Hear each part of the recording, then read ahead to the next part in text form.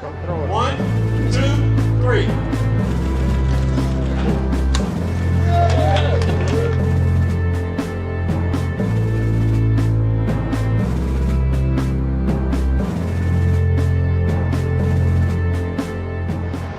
If you've got your program about the center, it is everyone's history. How wonderful. I mean, that says it all, I think. It couldn't be any better. I could sit down right now with this. And I want to say to you folks, you have the best sense of timing I have ever in my life seen. We're literally finished the sesquicentennial of the Civil War, and of course, we're in the midst of the sesquicentennial of Reconstruction. And what a wonderful way to tell our history. That is, instead of simply displaying artifacts, cannons, the things you're used to, you are telling the stories of individuals, of families, of peoples, of communities. Your History Center is about ideas and education and learning. Especially students and young people can come here to learn that there was, and ask why was there a Civil War? What were the consequences for them in the Civil War? You are explaining to people, in fact, how history is interpreted. Educators, I believe, have really bookended American history. They end one era, the textbooks do it, with the Civil War, begin the next with Reconstruction. And I think that's wrong, because Reconstruction is part and parcel of what I call the long Civil War. During Reconstruction, former Confederate generals led, in fact, terrorist groups throughout the South, North Carolina included, and people who rode with them were Confederates. But I have found in the applications for Confederate pensions, men who were not in the Civil War, they were too young, but they identified 1876, 1878, that they were still fighting the Civil War. And I congratulate you that you have understood and put together, in fact, the Civil War and Reconstruction. They cannot be separated. I want to acknowledge as a historian just how important and wonderful what you've done and are doing here. It's marvelous that you are taking the why and the consequences of Civil War. Hardly anyone takes on that task. And it's impressive and exciting that you're coupling your History Center with the use of digital technology. I think there's nothing more important than teaching and getting the story straight, and that's particularly important in the history of the American South and race relations. North Carolina's done a great job, and what you're doing here makes you a true leader in telling our complete and total history of Civil War, Reconstruction, and North Carolina.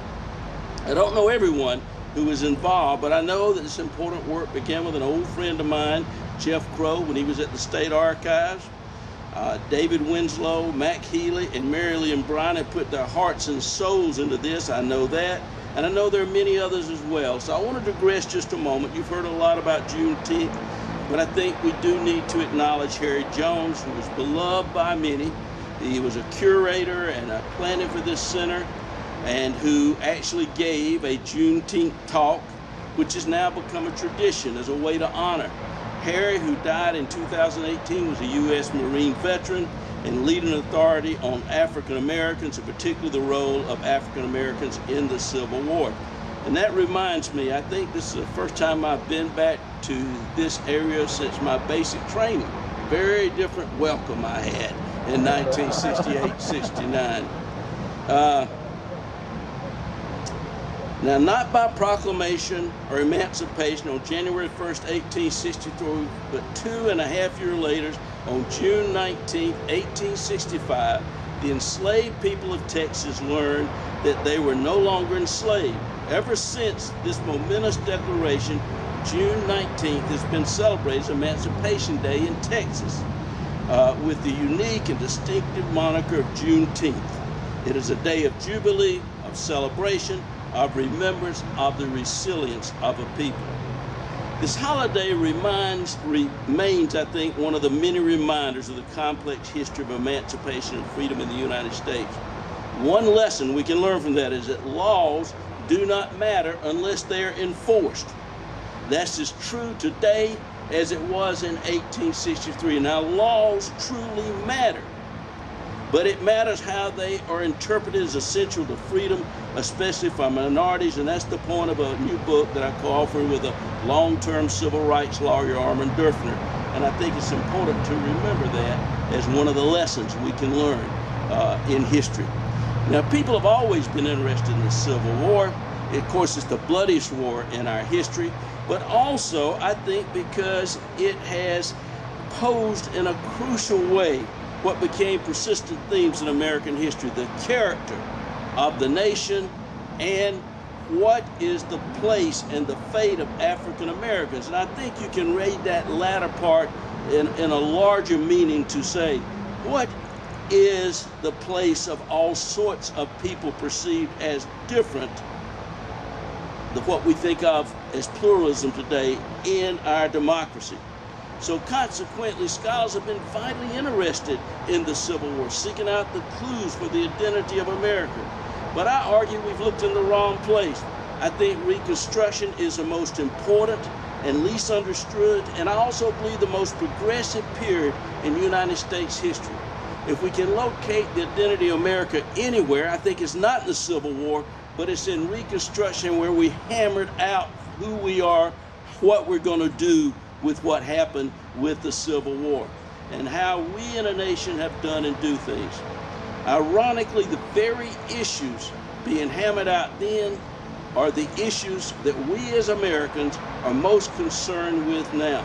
Think about the interesting parallels of our own time. I don't have time to list them all, but then as now, a fearful America faced war, post-war occupation, and nation building.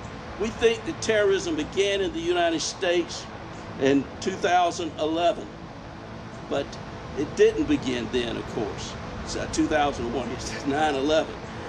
African Americans lived in a terroristic society in the United States at least until the Voting Rights Act of 1965. Then as now, religious fanaticism strongly influenced the belief. Now, people who believe that they know God's will and they're doing God's will are not likely to compromise, whether on slavery, immigration, citizenship, voting rights, sexual behaviors, jihad, or conquest. During the Civil War and Reconstruction in our own days, there's great anxiety about a change in the economy. In the 19th century, you had yeoman farmers and craftsmen shifting to market forces and manufacturing. In our own times, are changing from manufacturing to a knowledge-based and a global economy. Both eras brought intense fear of being left behind. And at the same time, there were more opportunities as some entrepreneurs made great fortunes. In both periods, we have our most extreme wealth income distribution. Our own era is often compared with what my favorite Southern author, Mark Twain, called the Gilded Age. And in both eras, unfettered capitalism led to recessions and depressions. From the Panic of 1857, the Great Depression that began in 1873, even earlier in our part of the country here in North Carolina and the South, and ran into the 1890s, and of course our own economic crisis in 2008 and 2009. It needs to be a warning to us that during these historically difficult economic times, revolutions can and do go backward.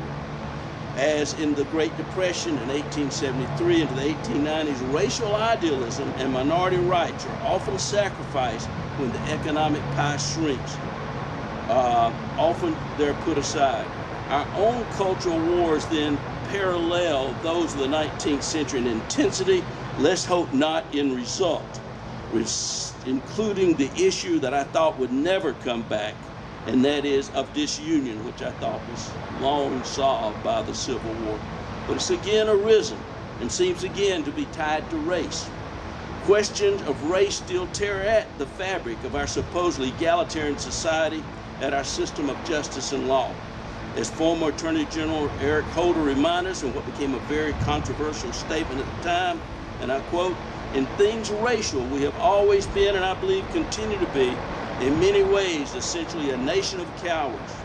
So I am so glad that North Carolina is telling this story and telling the truth in totality, because there are instructions for us. There's ways to learn from us from mistakes we made in our democracy in the Civil War and Reconstruction. We need to remember that the former Confederate states undermined the 13th, 14th, and 15th Amendments after Reconstruction.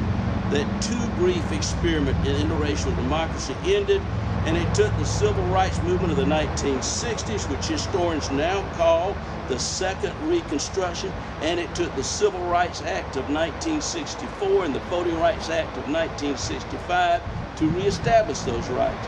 And now North Carolina's Reverend Barber is leading a call for a third Reconstruction. Your History Center, I think, underscores the importance of access to historical records and the importance of archives and libraries and museums for the preservation of records and the danger of interpretations that do not have all this information. Most state Southern archives were actually segregated. Black scholars couldn't use them until the 1960s. Someplace in South Carolina until 1970. Think about that. And none of the archives were interested at all in collecting the records, and they were there.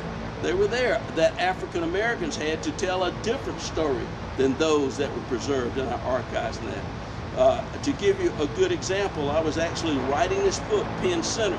I had to do the research at North Carolina, in University of North Carolina. This is where the Penn Center papers are. Penn Center gave these papers to the University of South Carolina in 1963.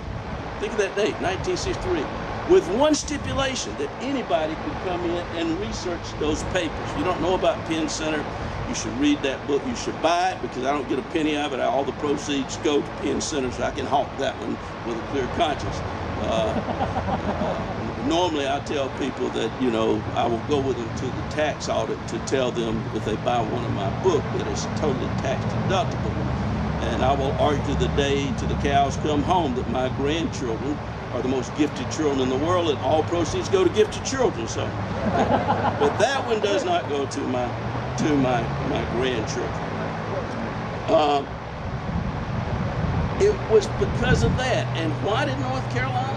Why did North Carolina? In fact, my dear friend and the great John Hope Franklin, this was a little pamphlet put together for John Hope Franklin when he was inducted into the North Caroliniana Society in 2005.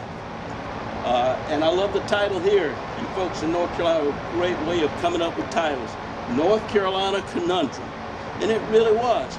John Hope Franklin was doing his research on what became his dissertation and then his book on freed African Americans before the Civil War, antebellum freed blacks. Many people did not know that African Americans voted that they were free on the very same laws and conditions that whites did in North Carolina.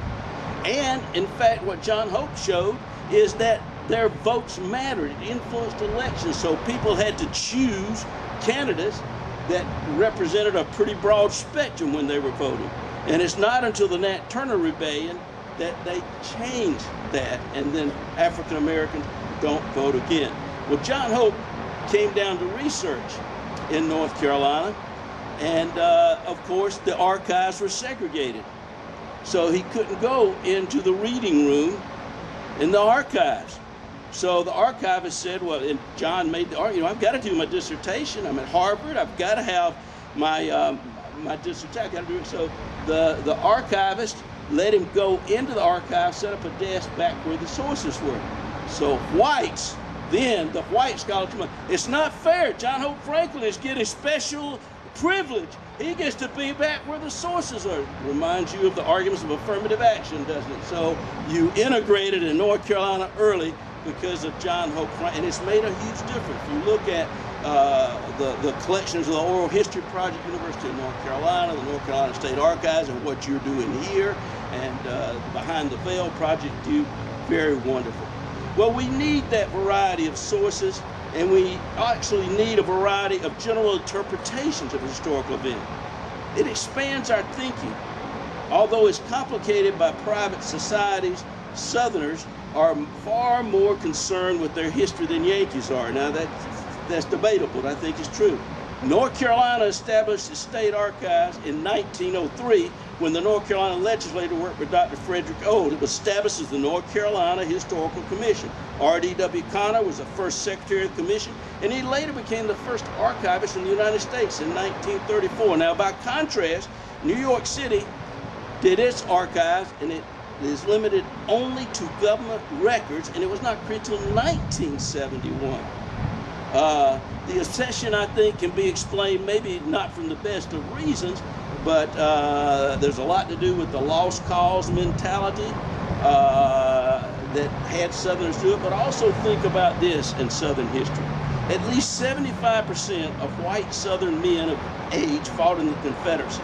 And that doesn't count a lot of white Southerners from North Carolina and every state, actually, that fought for the Union, let alone the African Americans who fought for the Union. But 75%, while the white population in the North only had 25% of the same age category fighting.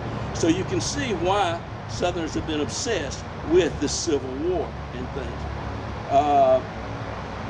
Well, whites in the South ignored the black portion, and therefore they could celebrate a common history much easier than the ethnically and religiously diverse, more heterogeneity white population in the North. In any event, New York, its legacy of slavery with a population of only about 2% in 1900, could it be ignored? And what has become called the epistemology of ignorance, not so in North Carolina. And now I am so happy to be part of this North Carolina Center that you are taking the lead and doing the right thing about our history and correcting what we have done for so long and giving that opportunity. So our libraries and archives are essential, but one must understand the context of those historical records and how different interpretations develop. North Carolina left the Union and attempted to succeed. In February 1861, the people of North Carolina voted against calling a succession defendant. Basically voted against leaving the Union. But in May, with the governor's urging, the state legislature ignored the will of the people and voted for secession. We can guess why, but if we really want to know why, we can read the documents they wrote explaining why. They made it clear it was to preserve slavery and to have the right to extend slavery into other areas. After the Civil War, the very same people who had said that said other things like it was states' rights. Which is, you think, more accurate? What they said were the reasons when they declared succession, or what they said after a bloody and costly war that they lost? Much of history is an interpretation of the factual events. There's an essential difference in alternative facts and alternative interpretations on certain facts. The documents in 1860 record the fact that the legislators voting for secession said they were leaving the Union to protect slavery. Now, Stephen Colbert, this is before he went to the Late Show, said that rewriting history is a good thing because we can make it better. He recommended that since an African American had been elected president in 2008, we can say that slavery never existed. Now, although done in humor, there are indications that in the court of white popular opinion, as well as some justices on the U.S. Supreme Court, among some historians, this is some degree happening. This is an interesting interpretation I want to share with you now of facts and revisionist history. It's a story of one man's way of changing his interpretation of event. As the story goes, a Union company comprised of previously enslaved African Americans was stationed in a small North Carolina courthouse town. Each morning, the squad of dignified black militia, commanded by a young white lieutenant, marched to the town square, raised the American flag. Directly across from the flagpole was the home of Beauregard Gary Butler III. He'd lost 2 sons in the war. From the piazza of his many mansions, column mansion, the hoary-headed old man listened as the bugler blew, as the flag rose up, and then he yelled out at the top of his lungs, "You damn Yankees might have won the war, but us rebels sure beat the hell out of you at Chickamauga." Well, this unnerved the Union officer, who warned Butler not to disrupt the ceremony or he would be imprisoned for treason. Nevertheless, Butler's routine continued unabated, and the officer marched the old man off to jail. And everything was fine until Saturday night, very late, and Butler got to thinking about ever since that Episcopal church was built in 1836, a male butler had sit on the 3rd row. When he could stand it no longer, then he called for the lieutenant, And the lieutenant informed him that the conditions of Butler's release, he takes the oath of allegiance. That meant renouncing the Confederacy and aligning yourself to the United States as a citizen. And Butler's word of honor had to be given that he would no longer embarrass that morning ritual by yelling out, "You damn Yankees might have won the war, but us rebels sure beat the hell out of your Chickamauga." Butler agreed. On Monday morning, as usual, the old man was grinning on his porch. As the bugler began and the flag unfurled, Butler let out with a yell, "Us damn Yankees might have won the war, but them rebels sure beat the hell out of us at Chickamauga." Now, usually, the definition of who is us and who is them changes the story. My point is the significance of American history seen differently by different groups. That does not mean that all interpretations are equal. Facts need to be real. Alternative facts, that is, those without evidence, are not historical.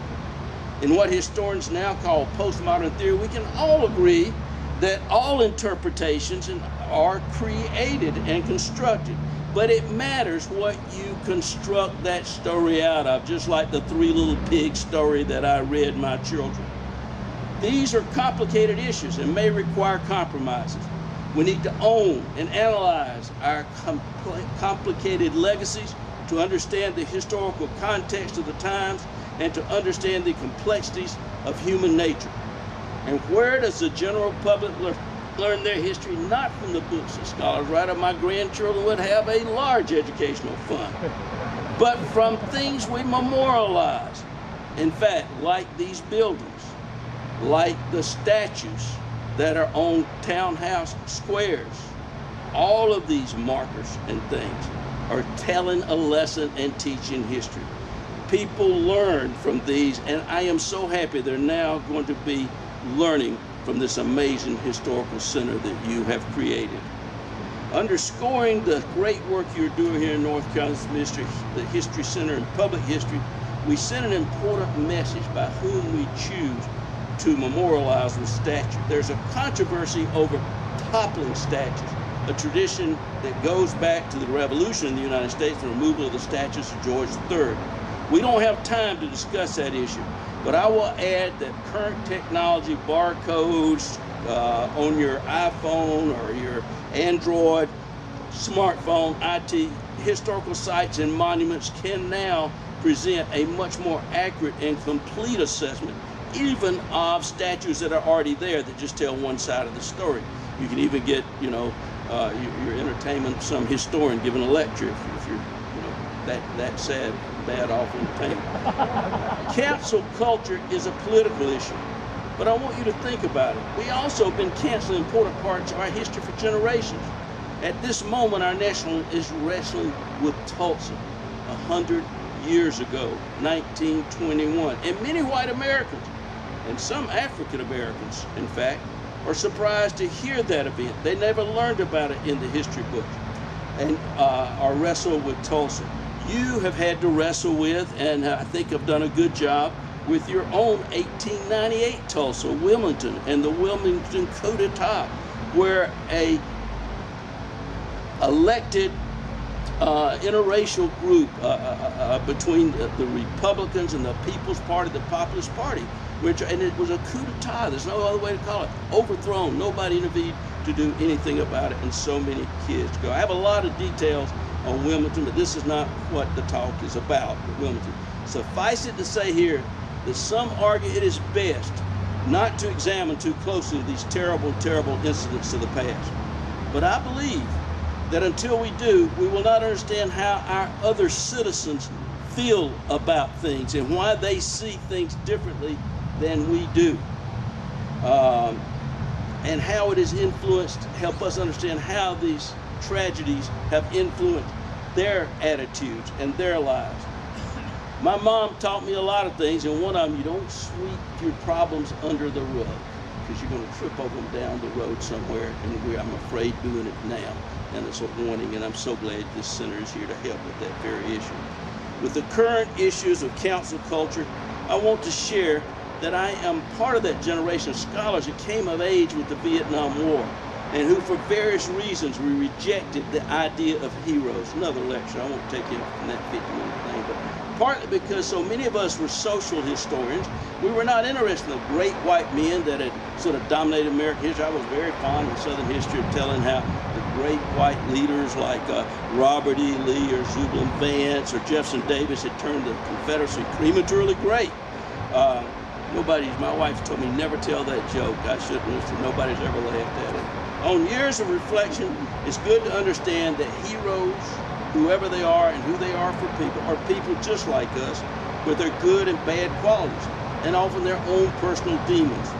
We need to understand that leaders are flawed, but we also have to judge them by their own time and place to understand the context, the ambiguity of individuals, and humanity itself. If we focus only on Thomas Jefferson's enslaving of people and his relationship with an underage enslaved black woman at age 14, it's easy to forget that his words, "all men are created equal," also inspired Abraham Lincoln to grow and change, and with the help of some African Americans that he met over time, and to believe in the promise of American democracy and ultimately commit to end slavery and to be martyred for advocating black voting. We may not need heroes, but I have come to believe that we need role models. And I was excited, in fact, to hear what a role model that Governor Hunt has been for so many. I think it's exactly one of the things that we need to celebrate and tell people about. Although we're finally moving away from Gone with the Wind and Birth of a Nation mythology about the antebellum period of slavery and the Civil War, and the popular culture view, this view of an overarching and doomed Reconstruction still predominates. I'm going to take a moment to just say this interpretation of Reconstruction during the native race relations of the United States won a war of words, and words matter very much. Southern whites, native Southern whites who supported equal justice were scornfully labeled scalawags. You can't say that word. You feel like you're eating a persimmon when you do. There's a stereotype that Northerners who came south after the war were greedy and wanted to enrich themselves at the expense of the Southern people.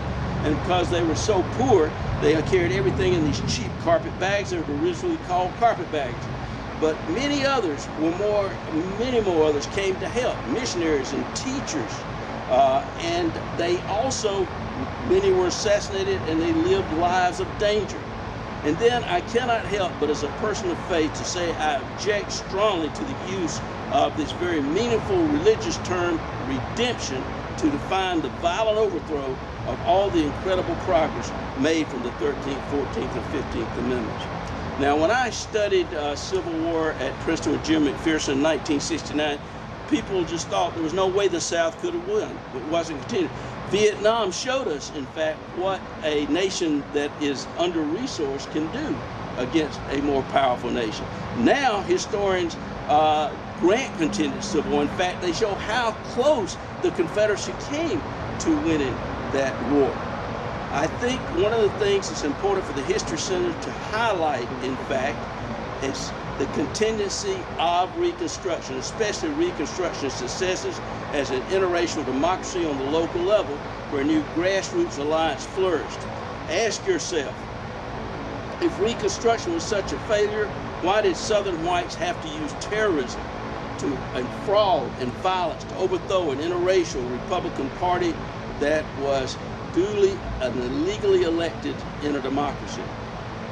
Even if historians note the differences in the presidents of Lincoln and Andrew Johnson, they've not understood the contingent nature and how they made a difference as president during the Civil War.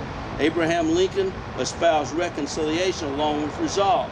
Lincoln's perspective evolved on the issues of race. At various times, he supported the franchise of those African Americans who fought for the Union are the most intelligent, is his quote, and sometimes even any more. By the time General Grant accepted Lee's surrender on April 9, 1865, the 13th Amendment had been ratified by 20 states, including 4 from the Confederacy. Of the 27 need to make it in the Constitution and radically change that venerable document of 1787. Lincoln delivered an impromptu speech from the White House balcony to the crowd. He spoke about some new announcement for the South. One listener at that speech, John Wilkes Booth, understood where Lincoln was leading the nation. He told his companion, and I quote, "That means," he used the N-word, "citizenship. Now, by God, I'll put him through. This is the last speech he will ever make," and it was. The course of history was changed by a single gunshot that killed Abraham Lincoln on April 15, 1865, 60 days after Lee's surrender. Lincoln becomes a part of a long list of martyrs who died for black voting rights. Lincoln's successor was Andrew Johnson, born in Raleigh, North Carolina. Johnson had been a Democratic senator from Tennessee, and he'd been added to the Republican ticket as a unity measure. It proved a fateful choice. The two presidents had very different views about the nation, the South, African Americans, and freedom. Lincoln's assassination and Johnson's secession just changed the nation's direction. President Johnson quickly began reversing Lincoln's policy. President Johnson set out all the contours of his Reconstruction policy with North Carolina, his native state, the first state for which he oversaw readmittance to the Union. His term for readmitting the rebel state the Unions were few. They had to ratify the 13th Amendment and amend their own state constitution likewise. But Johnson's view on African American suffrage was made clear to the nation in his May 29, 1865 proclamation establishing government in North Carolina. Lincoln's cabinet was split evenly on whether to provide African Americans a franchise. But in his call for North Carolina's Reconstruction, President Johnson mandated that the only eligible voters should be those who were qualified by the 20th day of May, 1861, effectively instituting a racial grandfather clause. That told North Carolina and the other former Confederate states that African Americans, who were of course not able to vote in 1861, would not be granted the right to vote. In office just 45 days, President Johnson announced to the country that the government of the United States of America was committed to making freedom for African Americans mean as little as possible. Johnson's achievement and legacy would encourage many white Southerners to believe they could change the outcome of the war and to spark a determination among enough of them to use fraud and violence to do just that. In the eyes of Republican congressional leaders such as Charles Sumner, President Johnson had, by limiting suffrage to whites, thrown away the prospect of the Southern states creating a more equitable society, where once the South had seemed ready to accept the rule of justice, as Sumner's quote. Sumner suggested to Treasury Secretary Hugh McCulloch that now they would recognize discrimination based on color. In 1866, understanding the message that Johnson had coded to them and sent to them, conservative Democrats in the North Carolina General Assembly passed an act concerning Negroes and persons of color, known as the Black Codes, that limited things greatly. In the fall, in fact, of 1866, reports began to come in from military headquarters in Charleston and Raleigh that, quote, in all the country towns, the whipping of Negroes is being carried on extensively. The real motive, this is their quote, to guard against their voting in the future, there being a law in North Carolina depriving those publicly whipped of the law to vote. People in the North were actually outraged. In a speech before the United States House of Representatives on January 7, 1867, Thaddeus Stevens used the situation in North Carolina as an example to support his proposal to prohibit disfranchisement for any crime other than for insurrectional treaty. According to Stevens, officials from the Freedmen's Bureau reported that in North Carolina, they're now whipping Negroes for 1,001 trivial offenses, and in one county they whipped every adult Negro, the purpose of which was preventing these Negroes from voting. Harper's Weekly reported every day about a month while the state court was recently sitting at Raleigh, there was a crowd of nearly 500 people outside the courthouse witnessing the public whipping of colored men. It noted this sentence of whipping operates in North Carolina as a civil disqualification, that they could be disqualified in advance if the 13th Amendment was passed. Harper's Weekly said the freedmen are still pursued and sacrificed by the ancient laws of slavery. The Atlantic Monthly went on. If equal suffrage should be imposed upon the state, how much time it would require thus to disfranchise every Negro in the state is a mere arithmetical problem for the consciences of slavery-loving and Negro-hating jurors. And here we are today arguing about citizenship and who has the right to vote. In conclusion, and my wife has been trying to stop me going on and on and on about I'm going too long, she says it always gives the audience hope to say in conclusion. It's an exciting time for me to be a historian of the American South, especially of race in the South, and I want to conclude on a positive note. The Constitution of the United States with the Civil War and Reconstruction's amendments are guiding principles of citizenship and equality, and it's still a legal foundation for Lincoln's what he called a new birth of freedom. And I'd like to read from the last sentence of my book as Lincoln guides us again. Not the book you had, the Age of Lincoln. Determine that the thing can and shall be done, wrote Lincoln, and then we shall find the way. Thank you. You've been very patient in a very hot time.